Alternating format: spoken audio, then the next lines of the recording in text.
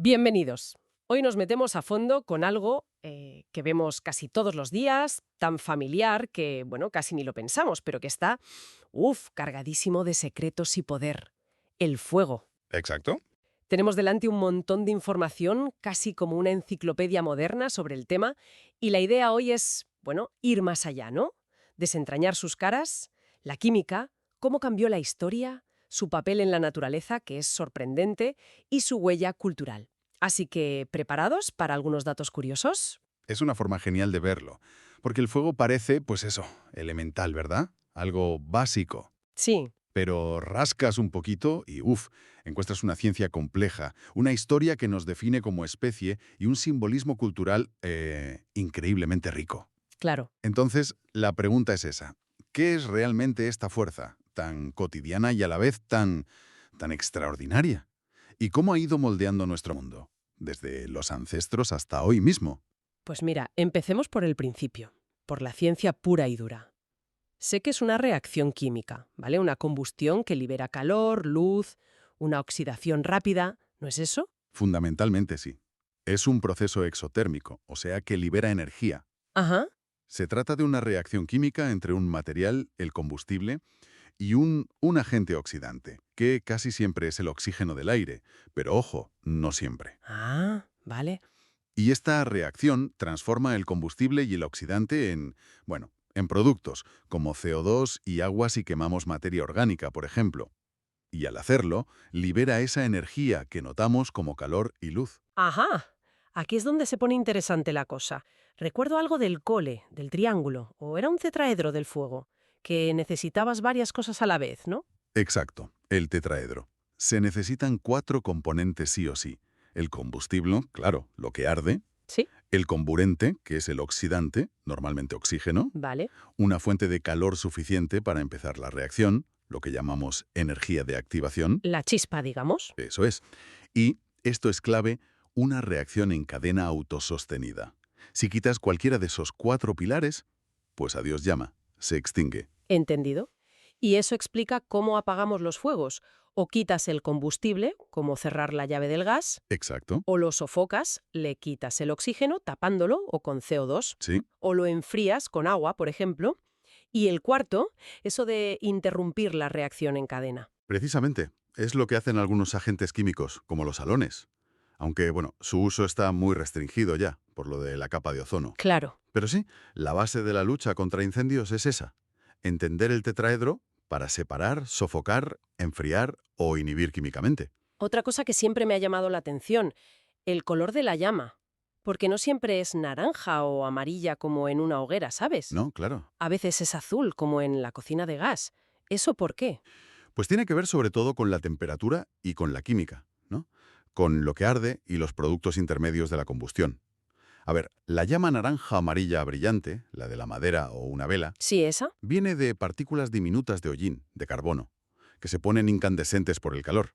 Es el resultado de una combustión que no es completa del todo. Ajá. En cambio, una llama azul, que suele ser más tenue, indica una combustión más completa. Es típica de algunos gases. Vale. Ahí lo que vemos es la luz que emiten las moléculas excitadas durante la reacción química. Es señal de que es más eficiente y normalmente de que la temperatura ahí es más alta. Qué curioso. Y hay llamas aún más raras, ¿eh? El hidrógeno, por ejemplo, puede arder en una atmósfera de cloro puro sin nada de oxígeno. ¿En serio? Sí, sí. Y produce una llama YOLI, cloruro de hidrógeno. Fascinante. Y hablando de cosas raras, he leído algo de experimentos de la NASA con fuego en el espacio, en gravedad cero, que las llamas se vuelven como esféricas. Así es.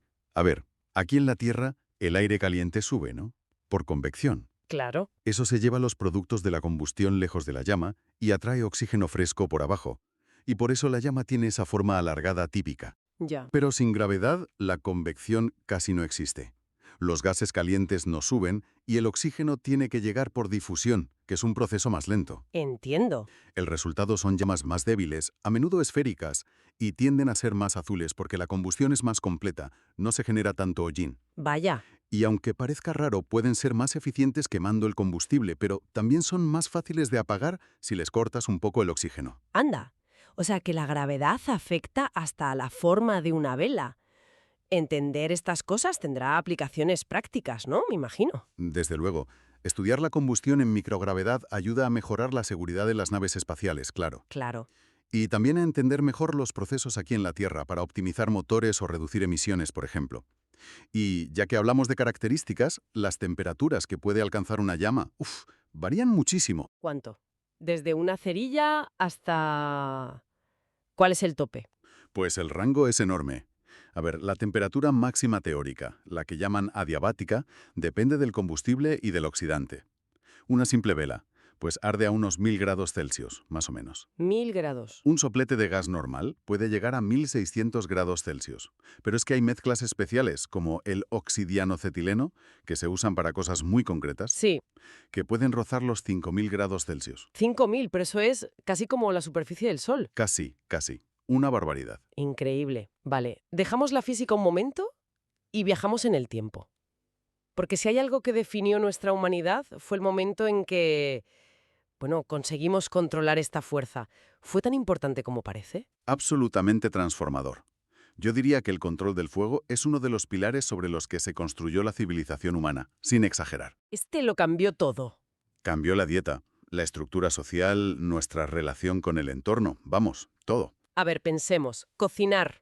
De repente, alimentos que antes eran indigestos o incluso peligrosos. Se volvían nutritivos y seguros. Exacto. Eso tuvo que ser una revolución para la nutrición, ¿no? Total. Y luego el calor, claro. Poder sobrevivir en climas fríos, explorar nuevos territorios. Y la luz por la noche, protección contra los depredadores. Me cuesta imaginar cómo era la vida antes de eso. Es difícil, sí. La arqueología nos da pistas, claro. Hay indicios de que se usaba el fuego, quizás de forma oportunista, ¿sabes? Hace más de 1 millón de años. ¿Tanto? Sí. Pero evidencias más claras de control, como hogares ya bien hechos, estructurados, aparecen hace unos 400.000 años. ¿400.000? Y un uso ya regular, más sofisticado, que parece que coincide incluso con adaptaciones genéticas nuestras para tolerar mejor el humo. ¡Anda! Eso se generaliza hace entre 50.000 y 100.000 años. Fue un proceso largo, ¿eh? Pero el impacto es innegable. Y no solo para el día a día. Pronto empezamos a usarlo como una herramienta para cambiar el paisaje, ¿verdad? Como la agricultura esa de tala y quema. Exacto. Empezamos a usar fuegos controlados, a veces los llaman fuegos fríos, para limpiar el sotobosque, favorecer que hubiera pastos para cazar o despejar terrenos para cultivar. Ya. Es el inicio de una relación mucho más activa con el fuego, como modelador de ecosistemas. De hecho, hay científicos que dicen que el impacto humano a través del fuego ha sido tan bestia y tan duradero, sobre todo desde la revolución industrial con la quema masiva de combustibles fósiles, Claro. que deberíamos hablar de una nueva era geológica, el Piroceno, la edad del fuego, humano. El piroceno suena potente, ¿eh? Pero el fuego existía mucho antes que nosotros, ¿no? Estaba ahí. Muchísimo antes. El registro fósil nos dice que los incendios forestales empezaron a ocurrir en cuanto hubo dos cosas en la Tierra: plantas terrestres, o sea, combustible, Claro. y suficiente oxígeno en la atmósfera, el comburente. ¿Y eso cuándo fue? Pues hace unos 420 millones de años, en el Silúrico. De hecho, la cantidad de carbón vegetal que encontramos fosilizado a lo largo de la historia geológica es un buen indicador de cómo estaban los niveles de oxígeno en el pasado. Ah, mira. Se necesita al menos un 13% de oxígeno para que haya incendios forestales. Por debajo de eso, ni la materia vegetal más seca arde fácil. ¿Y hubo algún otro cambio en el planeta que, digamos, facilitara más los incendios después de eso? Pues sí, un cambio importante fue la expansión de las gramíneas, las hierbas, ¿sales? Ajá. Hace unos 6 o 7 millones de años. Crearon paisajes enormes, sabanas, con mucho combustible fino y seco que arde muy fácil y permite que el fuego se propague rapidísimo. Claro. Y eso influyó en el clima y en la evolución de muchas especies, incluidos nuestros propios ancestros, claro. Mientras todo eso pasaba, nuestra forma de entender el fuego también iba cambiando, ¿no? Pasamos de verlo como algo mágico o divino Sí, a comprender su química. fue un camino largo, sí.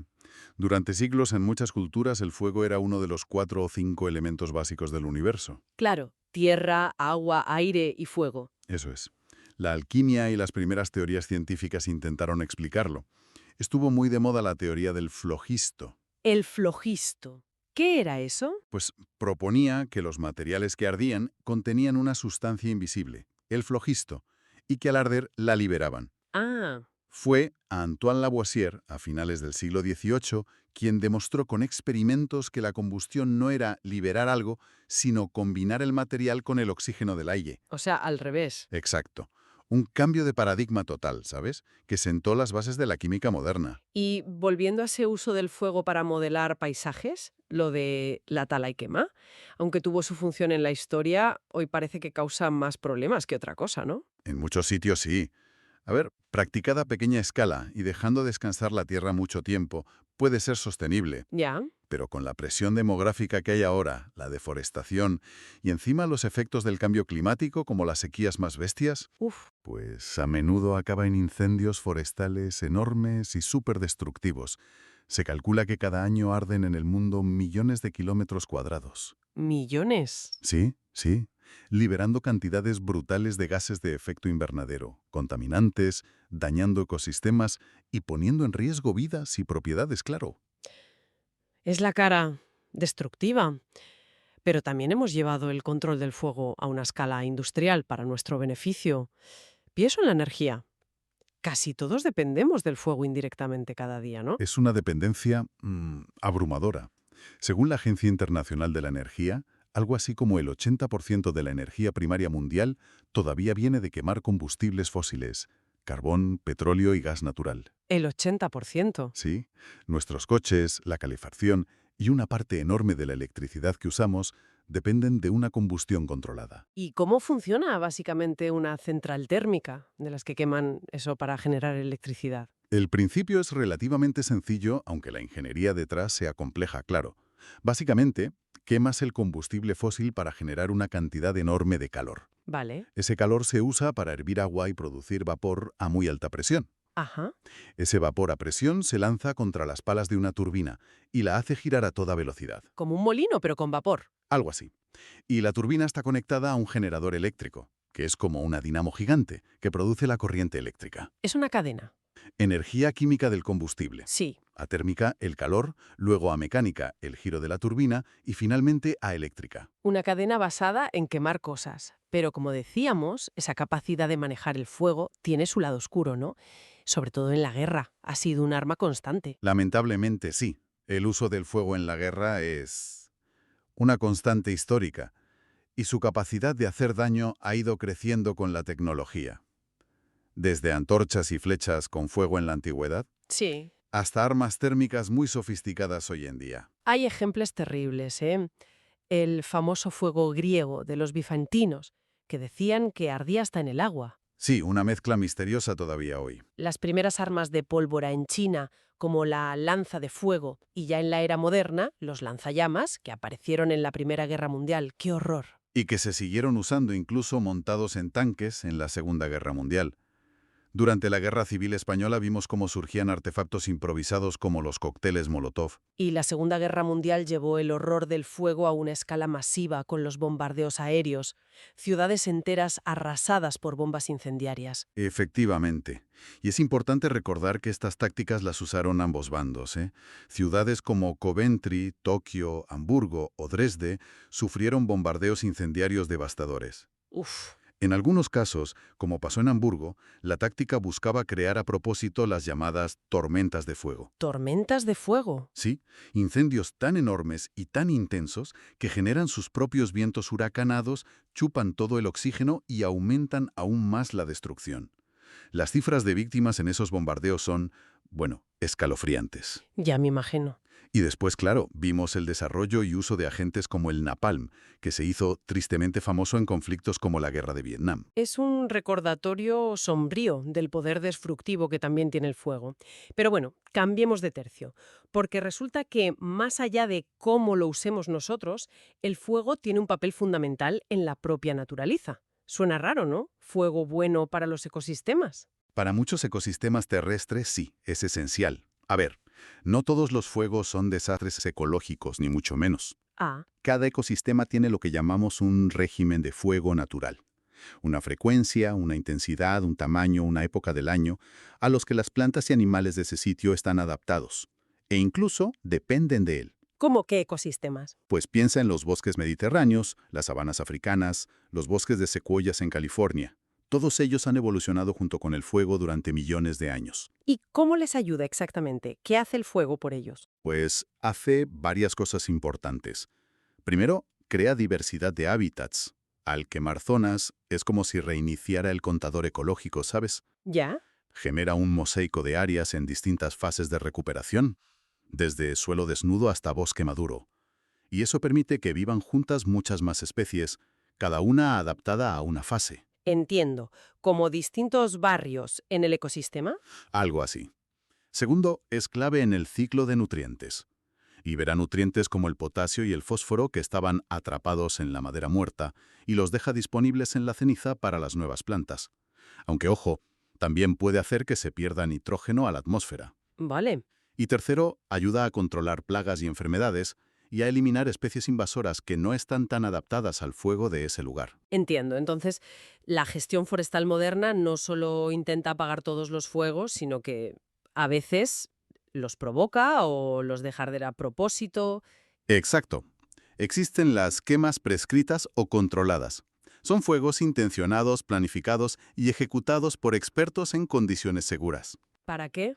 Pues para reducir la acumulación peligrosa de combustible seco, para restaurar hábitats o para favorecer a ciertas especies que necesitan el fuego. Ajá. Y también está lo que llaman uso del fuego natural, Wildland Fire Use, que básicamente es vigilar y permitir que algunos incendios naturales causados por un rayo, por ejemplo, ardan dentro de ciertos límites si cumplen una función ecológica buena y no amenazan a personas o casas, claro. Es un equilibrio complicado, me imagino. Prevenir los grandes incendios devastadores, pero a la vez reconocer que el fuego, en su justa medida, es necesario para el ecosistema. La gestión del medio natural hoy en día sí, sobre todo con el cambio climático que está alterando esos regímenes de fuego históricos. Claro. Requiere mucha ciencia, mucha planificación, muchos recursos, incluyendo, por supuesto, el trabajo esencial de los bomberos forestales y el uso de tecnología para detectar y manejar los fuegos, sensores, drones, modelos predictivos. Y toda esta relación tan profunda y tan ambivalente con el fuego, creador, destructor, herramienta, fuerza natural, tenía que dejar una marca enorme en nuestra cultura, en nuestra forma de pensar, ¿no? Inevitablemente, desde la prehistoria, el fuego ha sido un foco central. En muchas filosofías antiguas era uno de los elementos primordiales, como decías antes. Sí. Ha sido objeto de adoración religiosa, el zoroastrismo es un ejemplo clarísimo, donde el fuego es sagrado, y es protagonista de, incontables mitos en todo el mundo. El mito de Prometeo, robando el fuego a los dioses para dárselo a los humanos, probablemente el más conocido en Occidente, ¿no? Sí, Captura muy bien esa idea del fuego como un poder casi divino, un regalo peligroso que nos eleva, pero que también nos puede destruir. exacto. Encapsula perfectamente esa dualidad. Y vemos el fuego presente en muchísimos rituales que marcan la vida y la muerte, o el paso del tiempo. Las piras funerarias, por ejemplo. Claro. Una práctica antiquísima en muchas culturas y aún central en el hinduismo. Usan el fuego para transformar el cuerpo.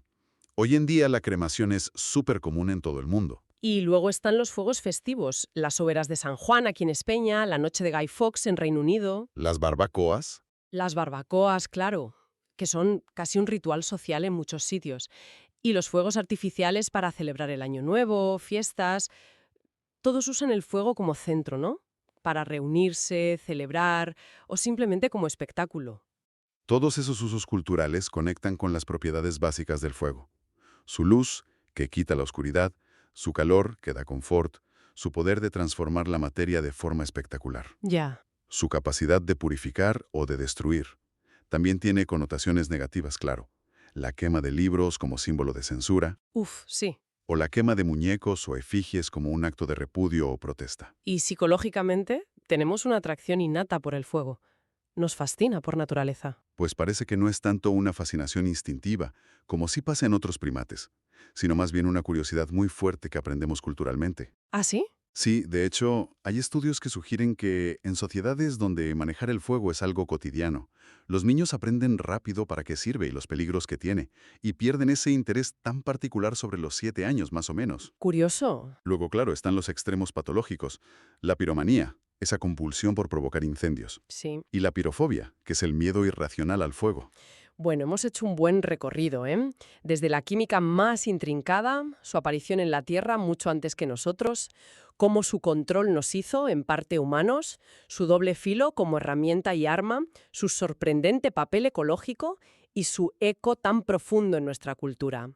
Es una fuerza realmente dual, creadora y destructora, totalmente entrelazada con la historia del planeta y de nuestra civilización. Entonces, ¿con qué nos quedamos de todo esto? Quizás la reflexión más potente que sale es precisamente sobre esa dualidad y la responsabilidad que tenemos al manejarla. Hemos pasado de temer al fuego a controlarlo, a usarlo para construir y para destruir a escalas que antes eran inimaginables. Sí. Y ahora nos enfrentamos a las consecuencias de esa maestría, sobre todo con los combustibles fósiles y el cambio climático. Es un desafío enorme. ¿Y hacia dónde podría ir nuestra relación con el fuego, así en sentido amplio, en el futuro? Esa es la gran pregunta, ¿verdad? A ver, si el primer control del fuego transformó radicalmente a los primeros humanos y su mundo, estamos ahora en el umbral de una nueva transformación energética. Podríamos aprender a interactuar con la energía, el fuego en ese sentido más amplio, de formas totalmente nuevas, más sostenibles y quizás incluso más poderosas. Pienso en fuentes como la fusión nuclear o tecnologías que hoy casi ni podemos imaginar. Sería otro salto evolutivo casi. Podría ser, ¿no? Y si lo hacemos, si llegamos a dominar la energía a ese nivel, ¿qué nuevas capacidades tendremos? Pero también, ¿qué nuevas responsabilidades éticas, sociales, ecológicas vendrán con ese nuevo dominio? Es una reflexión que conecta nuestro pasado más profundo, el de esos primeros humanos alrededor de la hoguera, con las decisiones cruciales que tenemos por delante ahora mismo.